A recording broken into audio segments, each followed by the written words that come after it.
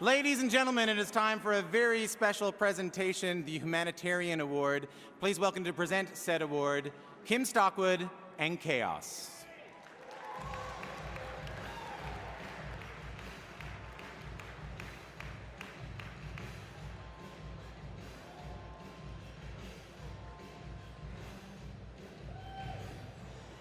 We think Chaos is here somewhere, we hope. I'm just gonna stand in for him. I met Gary Slaight almost 25 years ago when I had just moved to Toronto from Newfoundland. Woo! I was a very boisterous young singer, intent on making it in the music business. And Gary ran one of the largest radio broadcasting companies in the country. He became a supporter then. He is still getting me to sing because he says I still have a voice, so I should. Over the years, I've witnessed firsthand Gary's generosity, his great big heart, and his commitment to using his time on this earth to truly make a difference in the world. And if Kevin was here, Chaos, are you here? I'm going to tell this story because it's an amazing story. The first time Chaos had lunch with Gary, he showed up late because he thought it was cool. He's late now! Oh, I love you. When the hostess saw him there, he was waiting and waiting, and the hostess came over and said, are you waiting for Gary Slaight? Because he left like 20 minutes ago. And he obviously was freaked out. So he called Gary, and he says, Gary, I'm like here, and you're not here. And he was like, well, I was there. He told Chaos that his father always used to tell him that people's time is the most precious thing. Don't waste people's time. He was kind of taken back by that, but he realized that Gary cared enough to pass on that lesson, because Gary cares. Yes. From one very specific one-on-one human connection with people comes Gary Slaight's universal humanitarian heart. Yes.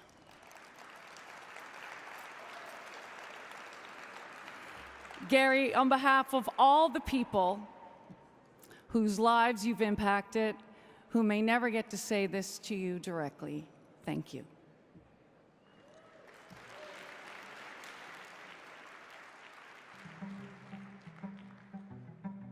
We have cameras everywhere in your office. And a lot of strange guys. And they're pointing at you, these cameras. I know. This is your wheelhouse, right? I just hate this.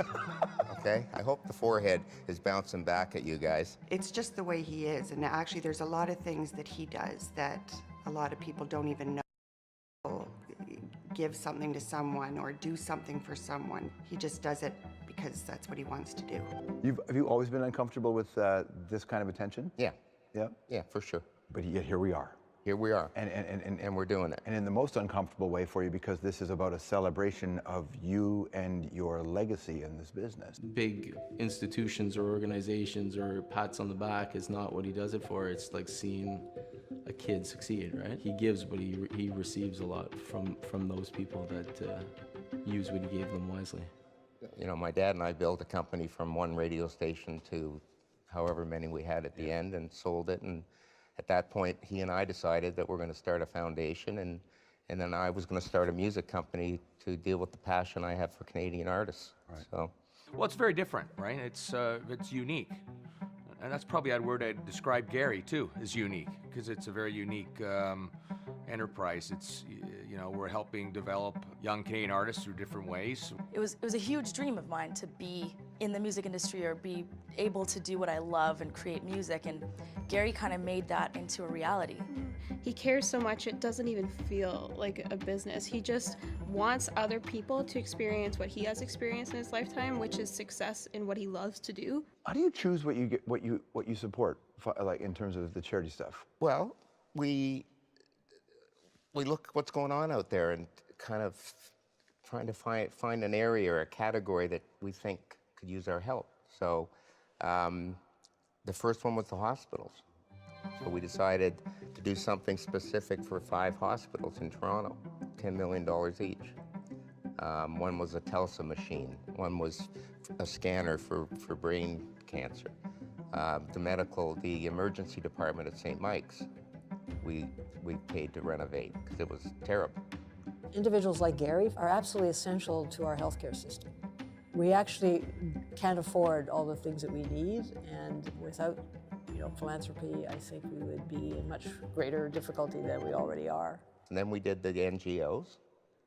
Because we work with War Child and we work with World Vision, and Stephen Lewis is a friend, and they all need help. I had been working as an envoy on HIV/AIDS in Africa, was completely overwhelmed by the desolation and despair, wanted to do something about it.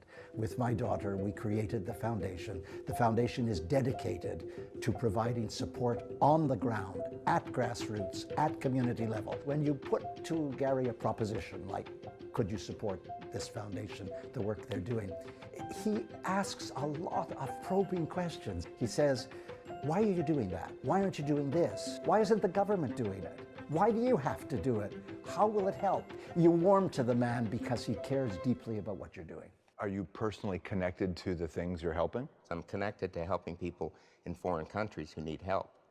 I'm connected to helping our Aboriginals in Canada. Yeah, talk about that, what you're doing now. Yeah, it was time that somebody showed support for the Indigenous people. I'd heard a little bit about what was going on in a community called Sheshashi, an Innu community.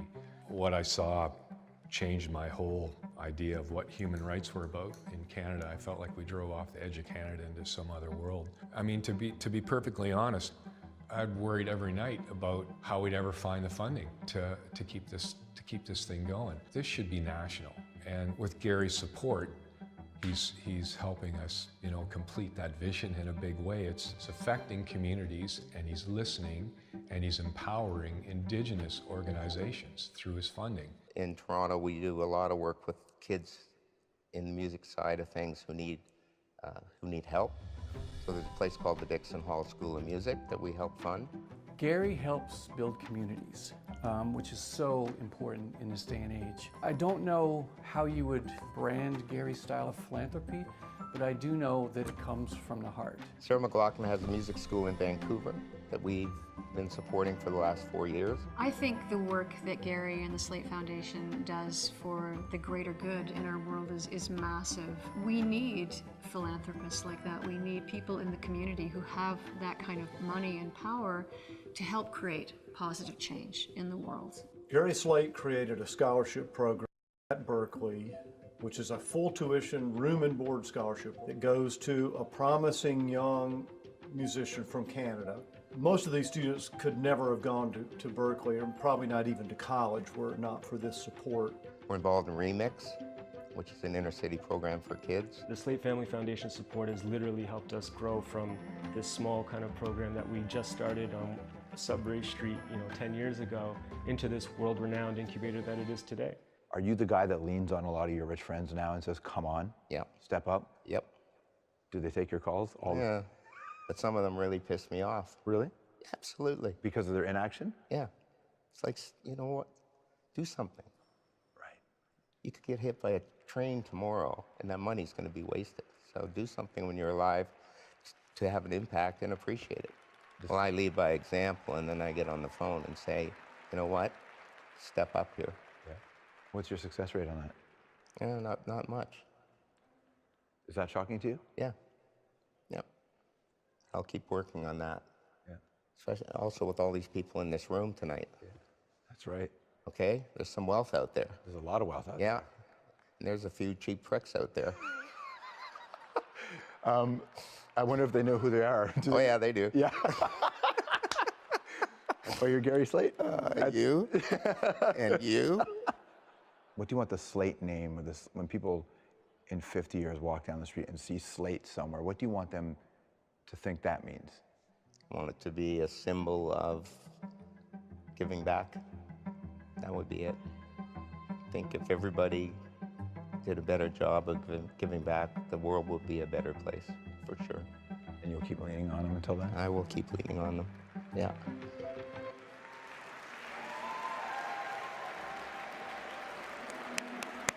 Let's do it.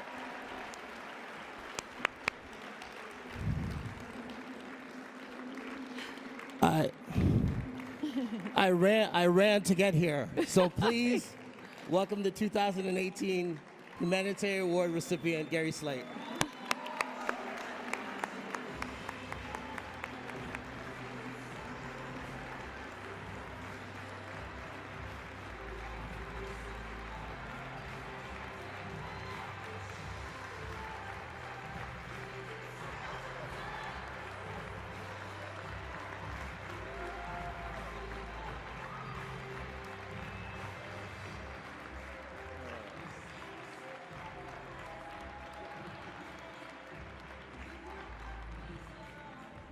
I just want to say something really quick because I was supposed to say something and I wasn't here.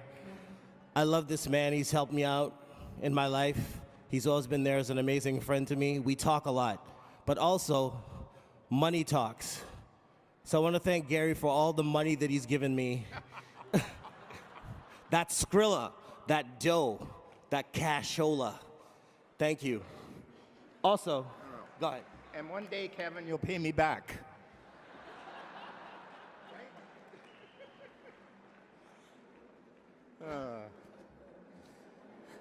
Oh dear. Well, the odds were, I don't know what the final odds were that Kevin was going to come up at the beginning or not, but at least he came up at the end, and he is a true friend and a great artist. And Kim, thank you very much. I was so happy to be part of getting Kim back on record, singing old classics that she loves. She's got such a beautiful voice, and yeah. I know everybody wants to get back to the awards and start giving out some more awards to the great talent that we have in this country. So what I've done is, if you look in your program, on page 21, there's a letter that I wrote that basically says everything I would say now if I was going to give a boring speech. So instead of hearing me read it, you can read it yourself at your own leisure.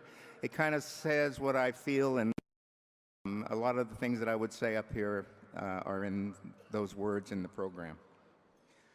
I do want to take a few minutes to thank and congratulate some people. First of all, congratulations, Denise. It's long overdue. The incredible Bare Naked Ladies. God, what took you guys so long to get back together? It's going to be awesome. And the amazing Arcade Fire, speaking of doing great work around the country. Win and all that you do, and your program and all you do in Haiti, you guys are inspirational for sure. Special thanks to Alan Reed, my good friend, for his patience. I wasn't sure if I wanted to do this or not, or if it made sense, and Alan was very patient and talked me through it, and here we are, so I thank you. I also want to thank Jill, Avery, and Desiree, and the JUNO TV crew who produced that wonderful tribute. And it was funny because they came into my office one day just to talk about what we were going to do for the video, and we were just goofing around, and they saw the stuff lying around and the magazines and all the crap on the floor. So they just said, why don't we just come in and kind of film you in your office talking about what you do. So then we got Strombo on board, and that's where all that came from. I really want to thank George, and a great friend. Now, the most important thank yous for me, I want to thank my parents, Alan and Ada, for raising me to be generous. My stepmother, Emmanuel Gattuso, for her big heart. My partner in life and philanthropy, my wife, Donna. Donna? our two incredible daughters, Allie and Chrissy, and their partners, Chris and Tyler. The gang at Slaight Music, Derek, the whole gang, Jim, Barnaby, Parkside, and Allie also works there. And finally, Terry Smith, who keeps the foundation running, and she couldn't be here tonight, she's ill. So I just want to say thank you. I appreciate it. Thanks for your support. And all I ask is that we all try to give back whenever possible. It really does make a difference. Thank you.